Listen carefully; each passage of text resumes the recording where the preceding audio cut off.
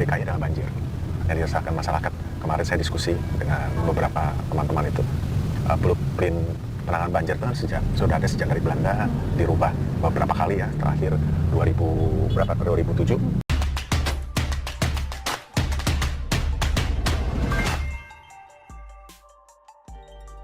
HBH, sosok ideal calon kepala daerah dan kepala negara. Ditulis oleh Panjatha dari siward.com.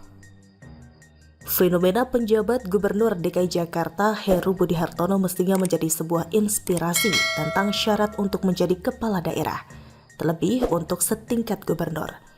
Heru telah memperlihatkan bahwa seorang gubernur harus berkarakter kerja, bukan tipe pejabat yang betah duduk di kantor.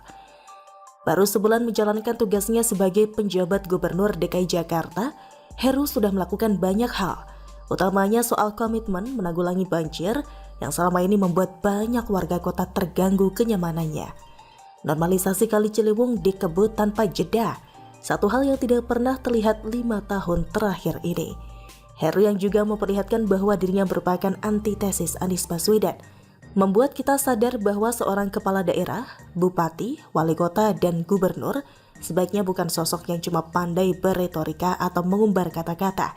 Sebab pejabat-pejabat seperti tersebut di atas dituntut piawai menata kota, bukan menata kata. Memang sih selalu ada pengecualian. Ahok atau Basuki Cahayapurnama dikenal sebagai gubernur yang royal dalam mengumbar kata-kata. Gara-gara itulah dia selip lidah waktu berbicara atau berpidato di Kepulauan Seribu.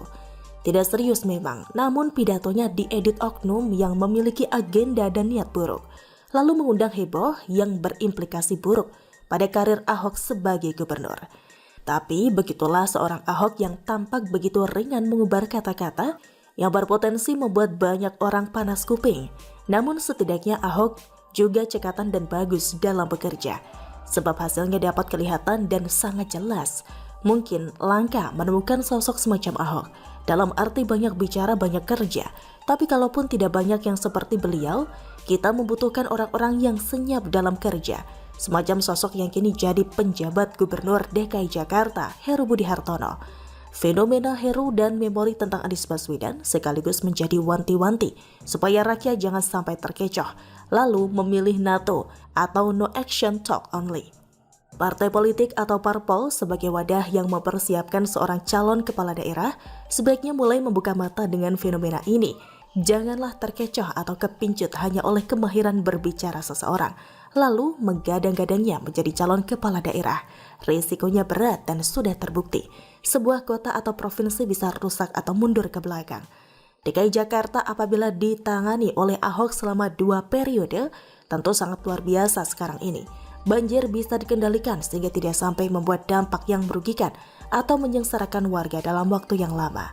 Kalau ditarik mundur, penanganan banjir di Jakarta mulai terarah dan serius ketika Jokowi menjadi gubernur DKI di tahun 2012. Salah satu bukti nyata adalah berakhirnya cerita di mana setiap musim banjir, sekolah Katolik Santa Maria di Kampung Melayu Jakarta Timur selalu menjadi tempat pengungsian selama berminggu-minggu bagi ratusan atau ribuan warga yang rumahnya kelelap. Sekarang kejadian tahunan yang sangat memprihatinkan itu sudah tidak ada lagi. Jokowi yang digantikan Ahok melakukan penataan sungai yang dikenal dengan normalisasi. Karena memang itulah salah satu cara yang paling efektif mengelola luapan air yang datang di luar daya tampung. Air itu sifatnya mengalir ke tempat yang lebih rendah atau dialirkan ke tempat yang rendah. Maka laut adalah tempat air berkumpul. Memang sebagian masuk ke dalam tanah. Selama daya serap belum jenuh, maka ketika ada oknum yang ingin menjejali semua air ke dalam tanah, itu sudah melanggar sunatullah. Itulah bahayanya jika hendak menyelesaikan masalah dengan modal retorika. Warga DKI Jakarta beruntung sebab sudah lepas dari mimpi buruk selama 5 tahun terakhir ini. Jadi warga boleh berharap kepada Heru untuk membuat kota hunian mereka menjadi lebih maju dan manusiawi. Namun yang lebih penting dari itu, fenomena ini kiranya membuka mata hati dan pikiran para politikus di partai yang salah satu fungsinya adalah mengkader anggotanya supaya suatu ketika nanti bisa dimajukan sebagai calon kepala daerah. Sekali lagi, carilah sosok calon pemimpin yang punya kemampuan bekerja secara nyata dan memberikan solusi bagi kepentingan masyarakat banyak. Jangan sekali-kali terpukau oleh popularitas semata atau pandai berkata-kata. Akibatnya sudah terlihat ketika Jakarta telah mengambil keputusan yang fatal. Dan akhirnya ini bukan cuma sebatas kepala daerah, namun juga untuk jadi kepala negara. Sosok Jokowi yang bekerja keras, cermat, visioner, bukan tipe asal bapak senang, telah memberikan kita sebuah gambaran jelas tentang pemimpin yang ideal dan layak. Bagaimana menurut Anda?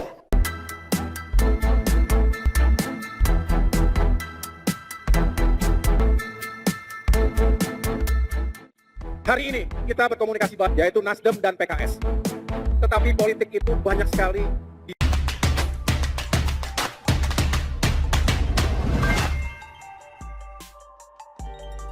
PKS senyum-senyum melihat Nasdem dan Demokrat rebutan cakar-cakaran. Ditulis oleh Eko Wibowo dari siwar.com. Sepertinya tidak berlebihan bila menghadapi pemilu 2024 nanti.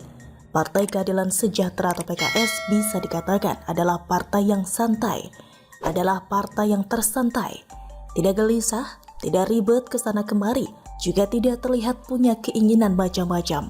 Wallace, lihat PPP dan PAN yang sibuk mencari selamat agar tidak kehilangan tiket parliamentary threshold. Selain itu terkhusus untuk PPP, mereka juga terancam perpecahan lagi. Lihat juga PKB yang begitu ngotot agar Cak Imin, aka Gus Muhaimin dapat menjadi calon wakil presiden mendampingi Prabowo yang sebagai capresnya. Sementara PKS cukup anteng menghadapi Partai Nasdem dan Partai Demokrat yang gontok-gontokan sendiri. Seperti diketahui bersama, kedua partai politik itu, PKS direncanakan membentuk kerjasama yang akan disebut sebagai koalisi perubahan.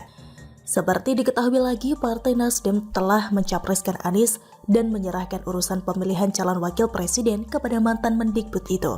Sementara Partai Demokrat jelas punya keinginannya sendiri, yaitu agar Agus Harimurti Yudhoyono atau AHY lah yang bisa diusung sebagai calon wakil presiden. Beberapa hal memang bisa dijadikan alasan kenapa kemudian PKS terlihat santai menghadapi pemilu serentak 2024 nanti itu. Mereka agaknya sudah punya opsi rencananya sendiri. Mereka sudah siap lahir batin. Penerimaan terhadap Anies Baswedan telah membuat mereka menguat. Untuk sementara mereka menikmati simpati atas dicapreskannya mantan Mendikbud itu oleh Partai Nasdem. Bahkan ketika dalam berbagai kegiatan Anies, nama PKS sama sekali tidak disebut. Arena biasanya Nasdem partainya, Anies presidennya. Menghadapi dua calon rekannya yang ribut sendiri, PKS memang terlihat tidak ingin terlibat dalam keriuhan itu. Mereka cukup pasif menyikapinya. Memang mereka terkesan kukuh dengan keinginannya agar AHY bisa menjadi pendamping Anies Baswedan. Namun mereka tentu sangat sadar bahwa kengototan